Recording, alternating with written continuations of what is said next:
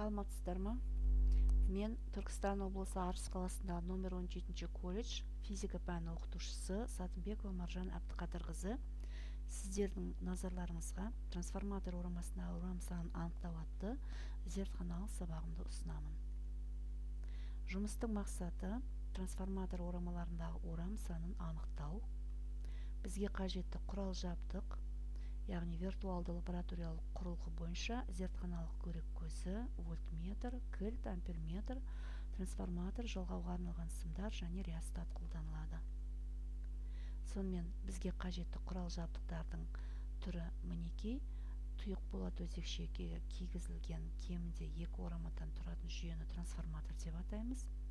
Мынау генератор жағына, яғни көрек көзі жағына жалғанған орамасы бірінші реттік орама деп айтылады. Мұндағы кернеудің мәнін өлшеуге мүмкіндік беретін вольтметр көмегімен бірінші реттік орамадағы кернеудің мәнін, яғни убыр мәнін есептеуге мүмкіндік береді өлшеуге.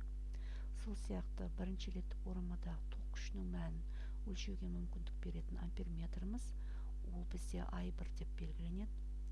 Мынау екінші реттік орама, яғни бұл тұтынушыға берілетін жағындағы орама, бұл екінші реттік орама деп айтылады. Мұның бойындағы кернеудің мәнін өлшеуге арналған вольтметр. Мінекей, мынау вольтметрдің көмегімен екінші реттік орамадағы кернеу U2-нің мәні есепке алынады. Және де сол сияқты ток күшінің мәнін өлшеуге мүмкіндік беретін амперметр, оның белгісі I2 деп белгіленеді. Орам сандарын анықтауға мүмкіндік беретін мінекей N1 және N2 белгілері. N1 белгіленген мәннен бастап N2 анықтау қажет болатын шама осы. Сонымен қысқаша теорияға тоқталатын болсақ, мынау тұйық болат өзекшеге кигізілген кемінде 2 орамадан тұратын жүйені трансформатор дедік.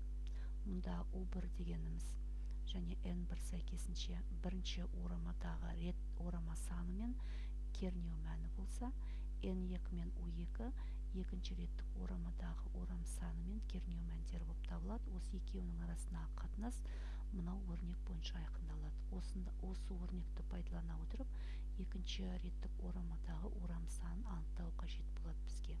Яғни оны табу үшін бірінші реттік орамадағы орам санын екінші реттік орамадағы кернеу мәніне көбейтеміз және де бірінші реттік орамадағы кернеу мәніне бөлу арқылы табамыз. Сонымен жұмыстың барысына көшейік. Бізге интерактивті құрылғыны қосу қажет болады. Міне мынау ссылка бойынша құрылғыны қосып аламыз. Сосын виртуалды құрылғыда бірінші реттік орамаға 12 вольт кернеу беріледі. Екінші реттік орамадағы кернеу мәнін өлшеп алып, және де бірінші реттік орамадағы орам санына байланысты екінші реттік орамадағы орам санын қажетті формула бойынша айқындаймыз. Жұмысты бірнеше рет өткізіп, бірінші орамадағы кернеу мәндерін, бірінші орамадағы орам сандарын өзгерту арқылы мәндері есепке алынады. Сонымен виртуалды лабораториялық құрылғымызды қосайық.